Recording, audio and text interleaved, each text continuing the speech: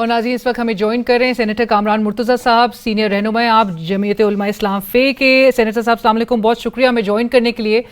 کامران صاحب سب سے پہلے تو باجوڑ حملے سے ہی اس پہ ہی آپ کے کامنٹس چاہوں گی۔ آپ کی جماعت کے ورکرز کنونشن کو ٹارگٹ کیا گیا اور جس طرح سے دہشت گرد کارروائیوں میں اضافہ نظر آ رہا ہے اس سال، پولیس لائنز حملے کے بعد ایک بڑا عزم کا اظہار کیا گیا تھا اور سب یہی سمجھ رہے تھے کہ وہ ایک آخری ایک انسیڈنٹ ہوگا جس کے بعد ایک ریزولو کا اظہار وزیر اعظم شہباز شریف صاحب نے بھی کیا تھا۔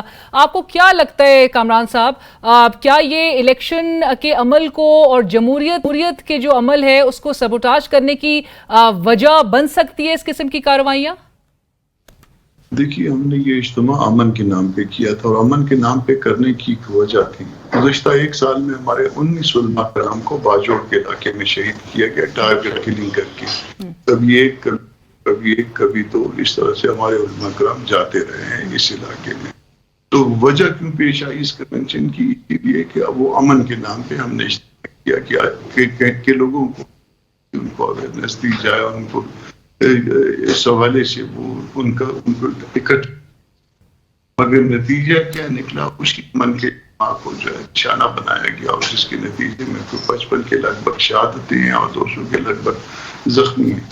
تو اتنا بڑا نقصان، اور اس کی وجہ اگر آپ سمجھنا چاہیں تو بظاہر جو ہے نا ہمارے اندر ڈبیٹ جاری ہے، مگر بظاہر جو ہے 3 وجوہات سے جو ہے وہ مائنڈ جاتا ہے۔ اور وہ اس میں ایک وجہ یہ ہو سکتی ہے کہ یہ واقعہ اس وقت ہوا جب چینی وزیر اعظم نے ملک میں آنا تھا، جب نائب وزیر سے کچھ ٹائم پہلے جو یہ حرکت کی گئی۔ دوسری وجہ یہ ہے کہ جمعیت علماء اسلام سفر کو اور اس کو الیکشن سے روکا جائے، یعنی اس کو اس طرح سے پارٹیسپیٹ کرنے سے روکا جائے اور اس کے لیے ہرڈلز کریٹ کی جائیں۔ دوسری وجہ یہ ہو سکتی ہے، اور اس کے ساتھ ساتھ جو ہے اس سے پہلے بھی میسیجز آ رہے تھے بڑی لیڈرشپ کے حوالے سے، اور اس کے ساتھ ساتھ جو ہے نا میسیج جو ہے ورکر کو بھی دے دیا گیا اور پھر اگین جو ہے نا بڑی لیڈرشپ کو بھی دے دیا گیا۔ دوسری وجہ یہ ہو سکتی ہے، اور تیسری وجہ جو ہے نا یہ بھی ہو سکتی ہے جس کے اوپر بھی ڈبیٹ کے اندر شروع ہو گئی کہ آیا یہ ڈیلے کرنے کی کوئی سنجیدہ اور جان بوجھ کوشش تو نہیں کی گئی جس کے نتیجے میں۔ تو یہ 3 وجوہات اس وقت ہم جو ہے نا ڈیبیٹ کر رہے ہیں آپس میں، مگر اس کے علاوہ اگر کوئی تو مولانا چونکہ آج ہی آئے ہیں اپنا خیر کے باہر کا، تو اس کے بعد پھر مولانا ڈسکس کریں گے۔ رائٹ، کامران صاحب یہ گزشتہ روز بل سے متعلق جو کہ چلیں اگرچہ ڈراپ کر دیا گیا، لیکن آپ کے بھی تحفظات سامنے آئے، سینیٹر مشتاق کے بھی، سینیٹر عرفان صدیقی صاحب کے بھی۔ یہ بظاہر ایک امپریشن جو نظر آ رہا ہے کہ حکومت اسمبلی کی مدت مکمل ہونے سے قبل بڑی جلدی میں نظر آ رہی ہے، لیجسلیشنز قانون سازی کی جا رہی ہے، ڈیو پروسیس کو بائی پاس کیا جا رہا ہے، اور یہ اتحادی حکومت ہے جو کہ کر رہی ہے، اس سے کوئی اپنے آپ کو سیاسی جماعت ڈیٹیچ نہیں کر سکتا۔ تو ایسا کیوں ہو رہا ہے سینیٹر صاحب؟ دیکھیے، اتحادی حکومت تو سب کو الزام اس وقت ٹھہرایا جا سکے گا جب سب کو اعتماد میں لیا گیا ہو۔ وزیر قانون تو خیر قطع کلامی کی معافی، لیکن وزیر قانون نے کہا سب کچھ باہمی مشاورت سے ہو رہا ہے۔ کس کی مشاورت سے ہو رہا ہے مجھے تو نہیں پتا، کم از کم، کیونکہ پہلے بھی جو ہے سیکشن 230 پہ جب معاملہ آیا تھا تو 230 کے بعد انہوں نے اس میں میرا نام بھی لیا تھا، تاج حیدر صاحب کا بھی نام لیا تھا، علی ظفر کا بھی۔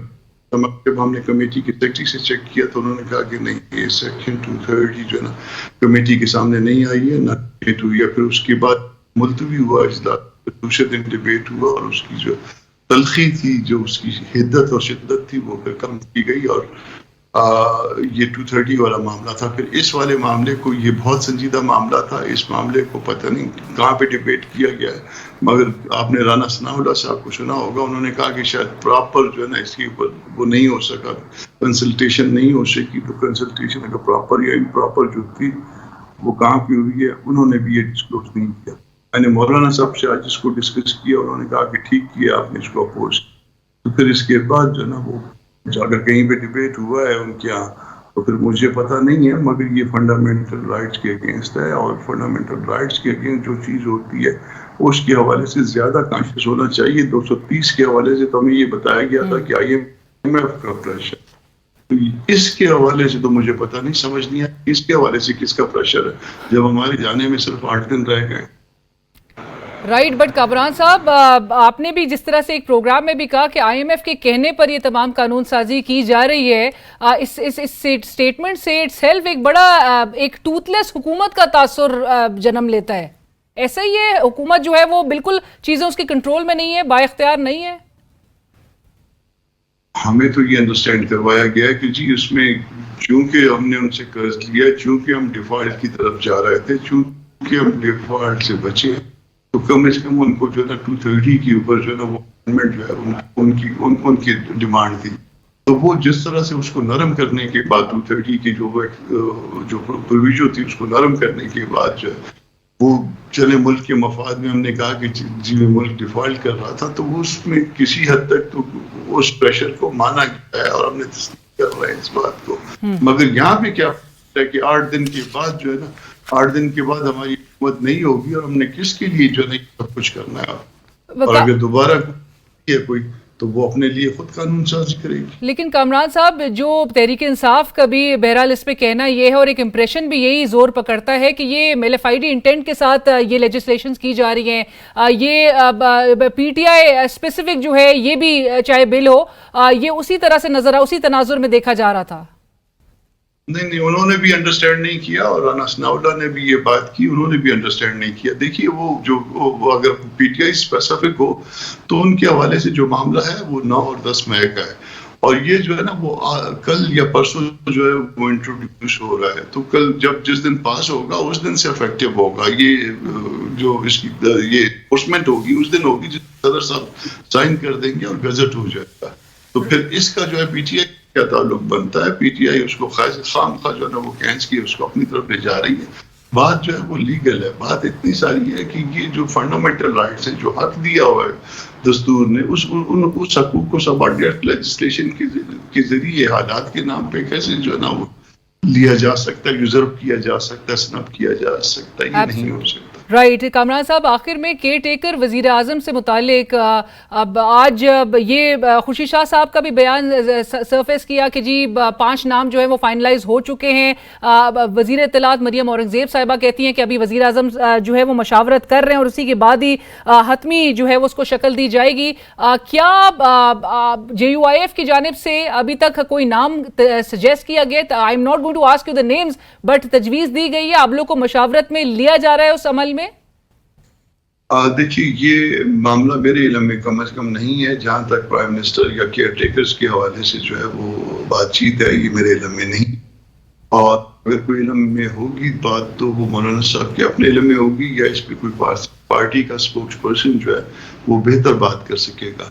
तो मेरे से कोई बात गलत हो जाएगी तो वो दुरुस्त नहीं है। कामरान साहब, लेकिन आपके ओपिनियन में केयर टेकर प्राइम मिनिस्टर और केयर टेकर गवर्नमेंट की पोजीशंस के लिए आपको आपके ख्याल में ये एक न्यूट्रल, एक गैर जानिबदार, एक सियासी जमात से जिसकी कोई एफिलिएशन ना हो, ऐसा शख्स होना चाहिए? देखिए 2 चीजों को जो है वो मद्देनजर रखना चाहिए, आर्टिकल 224 को और सेक्शन 230 को। जो 230 की है वो भी पूरी होनी चाहिए और आर्टिकल 224 कानून तो दस्तूर की मंशा है वो भी चाहिए। जो चीज भी हो दस्तूर की मंशा पर यही इस मुल्क के फायदे में हो। राइट, कामरान साहब, लेकिन ये बात दुरुस्त है और किस हद तक दुरुस्त है? क्या हमारा आइन जो है वो जो लीगल क्वालिफिकेशन है केयर टेकर गवर्नमेंट की पोजीशंस के लिए अफराद की, उसके हवाले से बिल्कुल खामोश है, साइलेंट है? अगरचे हमारी एक अंडरस्टैंडिंग ये ज़रूर है कि दे शुड बी न्यूट्रल, लेकिन कोई आइन नहीं कहता इस हवाले से कि इनकी क्वालिफिकेशन क्या होनी चाहिए। सो पॉलिटिशियन भी हो सकता है, टेक्नोक्रेट भी हो सकता है, और इस कॉन्टेक्स्ट में आपको लगता है कि कानून साजी होनी चाहिए या अमेंडमेंट कुछ लेकर आनी चाहिए? सेक्शन 230 इसमें क्लैरिटी के साथ मौजूद है। ABC में GH तक जो है ना वो इसमें वो उन्होंने वो बताया क्या होना चाहिए और क्या नहीं होना चाहिए। तो उसमें उन्होंने पॉजिटिव बात भी की और नेगेटिव बात भी की, क्या होना चाहिए और क्या नहीं होना चाहिए। 230 को देखें और उसकी क्वालिफिकेशन पे, क्योंकि आज जो कानून मौजूद है बजाय इसके कि हम इसमें कोई तब्दीली करें, आज जो कानून मौजूद के मुताबिक में हम फैसला कर लें। लेकिन कामरान साहब, आखिरी सवाल कि निगरां वजीर आजम अगर किसी सियासी जमात का हिस्सा हुआ, क्या JUIF से अगर उसका ताल्लुक नहीं हुआ तो क्या JUIF अपोज करेगी? دیکھیے یہ مجھ سے اوپر کا سوال ہے، یہ میرے بس کی بات نہیں ہے. پالیسی اسٹیٹمنٹ صرف پارٹی کا اسپوکس پرسن دے سکتا ہے، مولانا خود دے سکتا سر ایز اے لیگل ایکسپرٹ آپ اس پہ کیا رائے رکھتے ہیں؟ میں نے بڑی آسان سی بات کی ہے. میں نے کہا 224 آرٹیکل کو اور 230 سیکشن کو اس کو سامنے رکھ کے فیصلہ کرنا چاہیے. ایز اے لیگل ایکسپرٹ میں نے آپ کو قانونی بات بتا دی. رائٹ، تھینک یو سو مچ. بہت شکریہ سینیٹر صاحب، بہت شکریہ آپ کے وقت کا. سینیٹر کامران مرتضیٰ صاحب